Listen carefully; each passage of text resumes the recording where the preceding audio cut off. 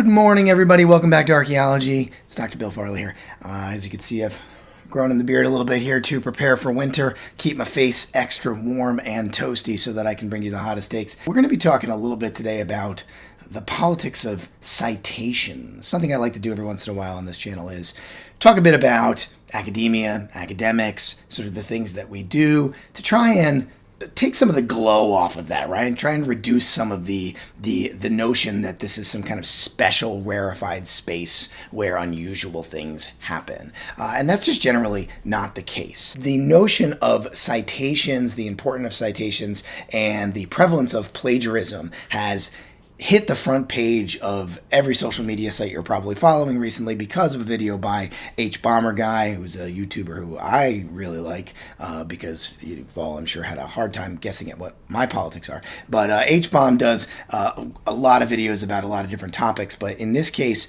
he's made a bit of a name for himself in the last couple of years, revealing scumbags who do bad things, and this time he made a very long video talking about a few people on YouTube specifically who are rampant repeat plagiarizers. So these are cases that are not particularly nuanced, but had flown under the radar for a long time, and some of these folks had acquired hundreds of thousands of subscribers and were probably making many tens of thousands of dollars a year as a living, largely off on the backs of other writers whose work they were stealing. The video most focuses on a guy named James Somerton, who I'm slightly ashamed to say I've actually been a big fan of in the past. Somerton was suggested to me by somebody just a couple of months ago, and I've watched most of his videos. And you know what? The writing in those videos is really, really good. That's because he didn't actually write any of it. Sometimes minutes at a time, paragraphs into paragraphs of writing that have just been cut and pasted directly out of publicly available work, other YouTube videos, journalists, articles, but also the work of academics from books and journal articles and things like that. And it doesn't seem like it was all that hard to figure out which things were plagiarized. So I thought I'd jump in here and talk a little bit about this issue and bring you a little bit of information from the world of academia, because that's a place where this issue is very seriously considered, and he even mentions that in the video. And it's true, in academia, if you're accused of plagiarism, that's a big deal. You can be kicked out of school for that. If you're a graduate student, you can be fired for that. If you're a faculty member, even a tenured faculty member, it is one of the great sins, the deadly sins of academia would be plagiarism. So might be some information we can bring to the table here. My goodness. So as I said, the plagiarism that's talked about in the video is shockingly unsophisticated. But you might be concerned if you create content on the internet. Perhaps you're making stuff on YouTube, stuff on TikTok, perhaps you're writing blogs, or maybe you are in school at any level and writing papers, and you'd like to avoid the mistakes of plagiarism, or at least learn how to do a good job of using citations to give credit where it's due to other authors whose ideas or words you're using to make your argument. This video could be for you. One thing I'll say is that usually plagiarism is that you need to worry about if you're a good person, if you're an ethical person, you're a moral person, you're trying to do good work, you're very likely not going to do the kind of plagiarism that was being talked about in this video. You're not going to be cut and pasting huge sections out of Wikipedia or out of a book that you liked, and pretending that work is your own. So we should start with a basic definition of plagiarism. I'm not going to do something as hackneyed as grabbing something out of a dictionary. Instead, I'll say, what plagiarism is anytime you are taking the work of another person and presenting it in a way that either intentionally or unintentionally suggests that work is your own. So that's a little bit of a broader definition than just I took words out of another paper and cut and pasted them without putting quotation marks around them. It's broader than that. And I think that's important because in many cases, accusations of plagiarism are actually about people who have paraphrased poorly or who have taken ideas from another author and rephrased them without really adding anything substantial. Sometimes the actual definition of plagiarism comes down to that, sort of similar to that old definition of pornography, right? You know it when you see it. And that's true. And many times sometimes plagiarism, even subtle plagiarism, it can be fairly obvious but hard to define and describe in a word-for-word way. So instead, we're going to talk about sort of some of the tools that you can use to avoid getting into those problems in the first place. So let's talk about paraphrasing and quotation first and foremost. What's the difference between using a quote and paraphrasing a section, and then even further, perhaps just using or riffing on the ideas of another person, and why actually in all three of those cases you should be citing authors who are inspiring you to use your work. So quotation is the simplest, right? This is probably what you think of immediately when you think about plagiarism is not using quotation marks. So quotation marks, right? Just tell your reader that you have taken this from another author, word for word, explicitly. And then afterwards, you have to then tell the reader where you got that information from. So you might have, we'll come back to this in a bit, but you might have a parenthetical citation or a footnote or an endnote. We'll talk about what those are in just a second. Those sorts of quotations are very obvious how you do that in text. But what if you're making video? How do you do this in an audio or a video format where you can't necessarily have those quotation marks to help you? Well, you've got to find some other way to really clarify that you're doing that. You can do that with how you say it. Start with the word quote and then end quote and a direct reference. Johnson and Smith 2022 say this, and then you sort of say it. Maybe you have the quote on the page. A lot of people on YouTube will do this, and I think it's a perfectly good way to do it. Is you literally show the image of the text that you've drawn it from with like a highlighter over it. These are visual cues that you can give your reader very clearly. These are not your words. You're taking the words explicitly from another author for some purpose, either to strengthen your point or because you're about to critique that point or whatever. So that's a sort of visual way that you could do that. Now, paraphrasing is a little bit trickier, right? Paraphrasing is when we don't have quotation marks around it. We don't have a direct way of saying these are word for word information I've taken from another source. Instead, you are sort of summarizing that source. And I think this is where some people get into trouble, because they think if I'm not taking the word for word text from somebody else, I don't have to cite it. And that's not true. If you're paraphrasing, that means you've taken a 2-paragraph section from a book and you're restating what they said in your own words, maybe in a much shorter amount of space. So the reason why you might paraphrase is you're going to take a whole chapter of a book and you're going to boil it down to a paragraph in your text, and you sort of summarize it. That's a form of paraphrasing, and it must be cited. You need to give a citation about where those ideas came from. They're still not your ideas. You've done some work, the work of taking that and compressing it down and compiling it into something shorter and briefer and punchier or whatever. That's work, and no one's going to take that from you. But you still need to paraphrase it because the ideas are not your own. Now, beyond paraphrasing, there's even a more nebulous section, and this is where I think people can really get into trouble, which is citations should be used anytime you are referencing ideas that you got from somewhere else, and not even that you're necessarily describing those ideas directly, but if you're even truly in a part of your writing where you are describing a new idea that's your own, but that idea is built upon information you've gotten from other authors, normally those authors should be cited there as well. In an academic paper, this is where you might see like a block citation, which is you'll have a paragraph, and at the end of the paragraph, in parentheses, you'll see 10 different names of different authors. That's what the writer is doing. They're telling you, I've synthesized some ideas and I've brought them together and I've maybe said something new here. I need you to understand that these are baselined underneath these 10 other authors who have said something similar or who I've sort of learned from. And this is why in an academic paper you can have a 10 pages of text and a 12-page long work cited at the end. And I'm not saying that that YouTubers should do that. You don't necessarily need to do that. Although I don't think it's a bad idea, and some YouTubers do that and they do it really well.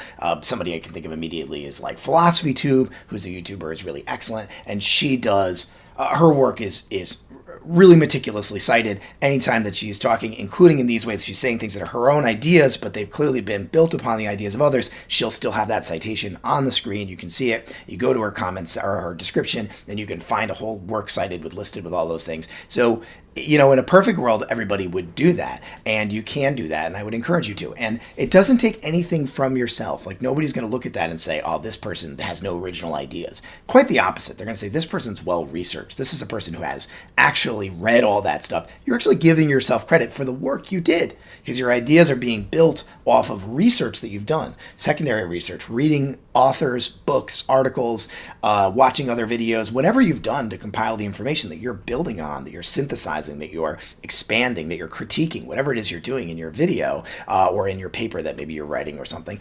You get to show that work that you've done it by saying, look at all these people that I've read, right? So it is actually, this is one of the reasons that academics do it too, is it is a little bit of a flex to say, look at all this, look how well read I am. That's a little bit cynical, but I think it's true in a lot of cases. That leads me into another tactic that you need to consider, which is how do you actually integrate that sort of research into your writing? Because there's a couple different ways that academics do this in their writing, in a journal article. And I'm going to put them all under the concept of literature review, which is perhaps a term you've heard before, or maybe not. A literature review is just a synthesis of previous research. So every article, every paper you write in college, it has some form of literature review in it. If you have any citations or you have any background to your argument, you've given historical context, political context, scholarly context to what you're saying, then you are including a literature review. But there's some different ways that you can do this, some of them nuanced and some of them unnuanced. A very common way to do this in academic writing is you have it as its own section. So it's not uncommon, you're reading a journal article, early in the paper, usually right after the introduction or somewhere shortly thereafter, it'll have a section that'll just say literature review. And you'll see the majority of the citations are in that section. And they are just giving you all the background information you need to understand what they're going to say in the more creative aspects of the paper later on. They're giving you a synthesis of all that prior research. And in an academic journal article or something, this is great because it's all in one place. And let's say I'm coming to a paper and I'm not super duper well founded in the background information on this. I look for that literature review and it's going to give me that important information that I need to know to actually contextualize the rest of the paper. And that's very helpful.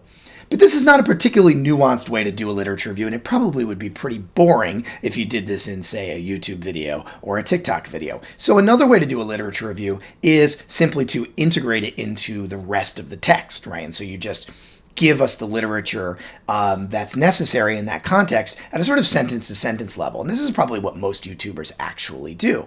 But that means you need to be citing throughout. I'll draw your attention back to somebody like PhilosophyTube, who I mentioned before. This is what she does, right? You can see throughout her paper, she's contextualizing things, and she's putting that information on the screen, and you can see it, and you can see where she got her ideas, and then you go and find them and go from there.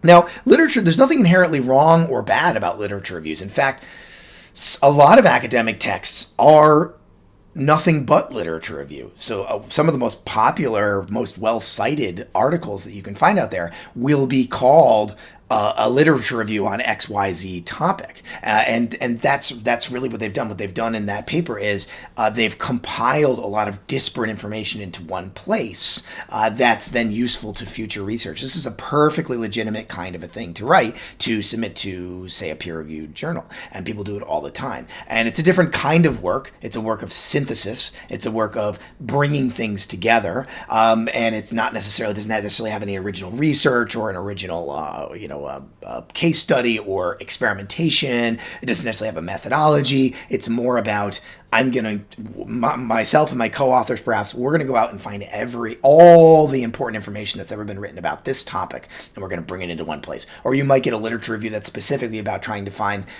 stuff that's kind of been silenced in the record before. So you might have a literature review that's we're going to compile all of the scholarship written by indigenous authors about this issue, because that's something that's kind of missing. The scholarship on this indigenous issue is largely written by non-native scholars. So we're going to put together a literature review where we're going to go out and find those sources, some of which might be really obscure, and bring them together. Totally legitimate thing to do. And you can write a YouTube video like that too. That's actually, I think a lot of YouTube videos probably do fall into that concept. I mentioned before I was going to talk about different kinds of citations. So you've probably seen these in anything you've ever written, even in journalistic articles. There are different ways of providing that citation. We can strip it down to the bare bones, the essential, the essence of what a citation is. All it is a form of communication. You are telling your reader, viewer, listener, whomever, that an idea either is somebody else's or was inspired by or strongly influenced by the work of another. And I'm going to tell you who that person is, and I'm going to tell you how to go and find that piece of writing so that you can also read it yourself if you like. And you can check to see if I'm being honest or if you agree with my opinion. It's a putting yourself out there kind of a thing, which is maybe why people are a little bit nervous about doing it. But if we break it down, if we tear it down to the studs, that's what it is, right? If your idea in this sentence you've just written is not entirely your own, it should be cited. You should be telling people where that idea came from or how it was influenced by somebody else, which again, you're proving to others that you have done that research, you've done that reading. You are not just pulling these ideas out of your ass. They're real and they're legit. But there's a couple of different ways that can be presented in a paper, and that can really bog people down. I mentioned on Twitter that I was thinking about making a video about this, and a lot of people are like, oh, you're going to talk about style guides, you're going to talk about different types of citations, and I will for just a couple of minutes, but I don't want to bog you down in that too much, because in some ways, if you stick to that essence, you are telling people where your ideas came from, you're going to be okay, especially in a medium like YouTube where there's no standardized system for doing this. If you are earnestly attempting to tell people where you got your ideas from, you are probably well above the bar of what other people are doing in terms of citations. But if you want to know a little bit about how this is actually done in academic writing, you've probably seen these, right? Let's start with the idea of a style guide. I mentioned that term before. Every discipline, and in fact, every journal and even book publishers often have what's called a style guide. And a style guide will tell you all kinds of stuff. It tells you how many images you can have and how you should configure your tables and how you can everything to make it so that when you see the journal and you're flipping through the journal, all the articles kind of look the same. They look like they fit together and they look nice, right? So some of it has to do with that kind of thing. What kind of font should you use? What size font? When can you use bold and italics and stuff like that, right? It has really specific information about all that sort of stuff. But one of the most important aspects of any style guide is it will tell you how you're supposed to do citations for that publisher, and there's a lot of different ways that they can do that, and those style guides will give, every one of them is different. It drives me nuts. It drives everybody bonkers. And I would love it if we could adopt like a standardized system, at least to each discipline, but preferably to everything. One standardized system everybody uses. Let's talk about the three major ways that those citations get discussed. So the first and obviously best way, it is my preference, and it's what we do actually in my discipline, are called parenthetical citations, which is a big fancy sounding word, but parenthetical, just notice it's got the term parentheses right in there. So this is when you read a sentence, and at the end of the sentence, there's a name, Johnson, or Johnson and Smith, or Johnson et al., and a date, 2022, sometimes like a colon followed by like a page or a page range, 222 to 224 or something. That has to be paired with what's called a works cited. So in a parenthetical citation sort of paper, usually at the end of the paper, there'll be a long list of all of the articles and things that were cited in this, and you should be able to find that citation, Johnson and Smith 2022 or whatever, should be in that works cited. So you see that idea and you go, oh, where did that idea come from? Johnson and Smith 2022. You flip to the back of the paper. You go down, it's alphabetical.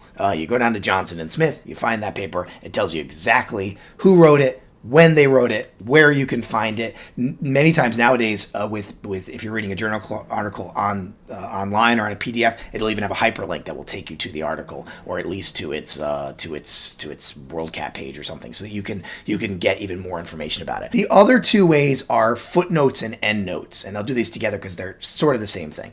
And this is where you're reading along, and you'll just see like a number next to it. So your first citation will just have a little superscript 1, and either at the bottom of that page, that's called a footnote, or at the end of the paper, like with parenthetical citations, that's called an endnote, you'll find essentially the same information. So little 1 will tell you that's Johnson and Smith 2022, but the information is outside of the text. So this is supposed to improve the flow of reading.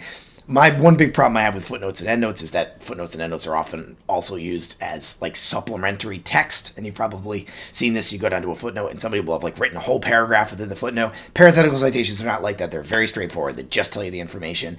In footnotes and endnotes, sometimes people get, I don't know, you're reading like 2 papers simultaneously. There's the stuff in the footnotes and there's the stuff in the text, which I think is a little bit strange. Sometimes it's kind of funny, right? Like famously people saying, this came to me in a dream or whatever in the footnote. Great sort of memes like that. All right, so let's talk a little bit then about works cited, right? So we just talked about parenthetical citations, footnotes, endnotes.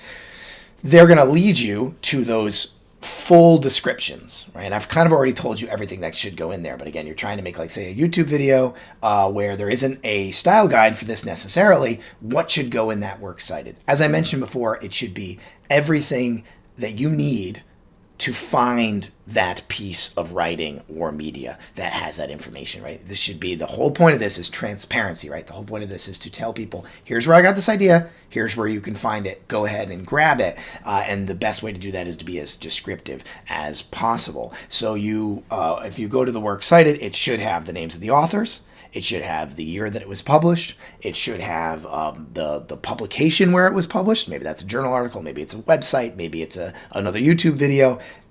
Maybe it's a podcast episode, whatever. And again, if you're doing this on YouTube, you should have links that sort of take you to it. And this is one of the things that HBomb criticizes in his video. He talks about some of these people, they use a kind of quasi-works cited as a little bit of a cop-out, right? And their works, but their works cited will just be 1,000 hyperlinks all jumbled together, right? You need to make your works cited navigable to your reader or watcher. So they're going down there and they should be able to see, I just saw on the screen, you said something and in the corner you had Johnson and Smith 2022, and I want to be able to flick down to your description and find Johnson and Smith very easily. There's a hyperlink. I click on that. It takes me to a blog written by Johnson and Smith in 2022. Whatever, right? That's a perfect situation. Again, don't get too caught up in footnotes, endnotes, parenthetical citations, style guides.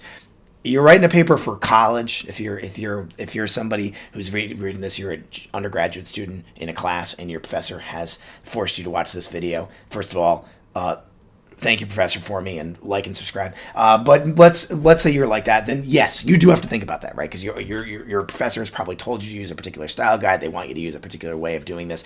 But let's say you're watching this because you want to make YouTube videos and you don't want to become the antagonist in an HBomberguy video, like I sure don't. That would be not a great thing to happen to you or to me or to anyone that you love or hold dear. In this case, don't get too caught up in that, right? Stick to that bare bones idea, transparency and clarity. You are trying to tell people where you got your ideas with no baloney attached. And so whatever's the easiest way to do that, to communicate on screen preferably, in your spoken words preferably, and in your description, there should be a clear line that people can very easily get to that source and see who inspired you or where you got that quote from. So I'll just say a couple of final words here. I don't think we necessarily want to take the academic model of this and transport it over to YouTube and TikTok and spaces like that, because the academic model has problems too. Sometimes it can really go overboard. People really pad their works cited because it's seen as a point of pride to have a really long works cited page, and there's articles in there that don't necessarily need to be there. There's the whole sort of idea of self-citation, which I do and everybody does, right, in which you're citing your own old works in every paper you write because it drives up your citation count. There's the whole like social capital and capital if you're trying to get a job, elements of citations and getting a good number of citations, being the best journals because you get more citations there.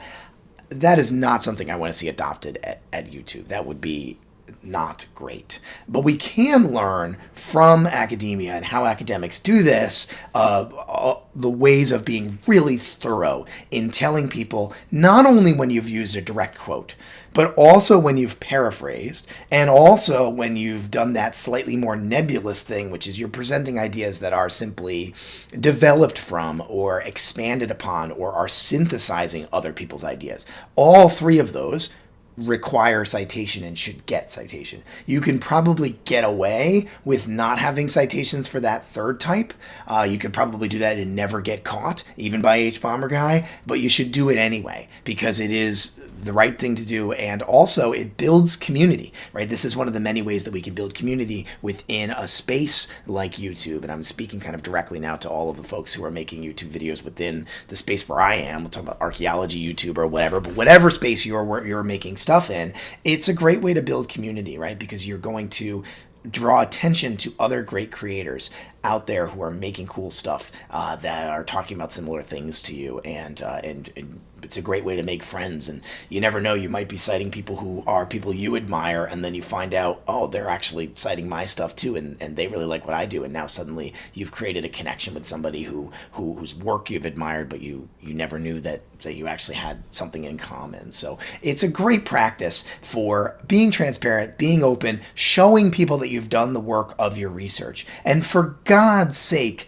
just don't plagiarize, right? So the other big lesson we should take from this whole thing is, again, the people in this video were blatant, unrepentant plagiarizers, just lifting blocks of text out of other people's writing and pretending it was their own work, which is reprehensible. It's the grossest thing you can do in this space, and it does nothing except dilute ideas and thought into content, which is the worst thing that's happening to these spaces already. So don't participate in that. You don't need to put out a video every week. You don't need to put out a video every month. You can really take the time, and the best people on this platform and others, the people who are, and I don't just mean the best in terms of they're making the best content, they are, but they're also doing the best financially. They're people with big Patreons and big subscriber counts, are the people who put out a video every few months, 6 months, once a year sometimes. But those videos are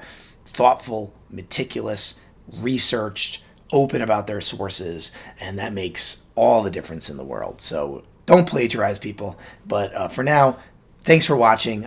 Do hit that sort of subscribe button. I do videos like this, but also lots of other stuff too. So take a look at the channel and see what else you can find. And stay safe and healthy out there. Thanks, everybody.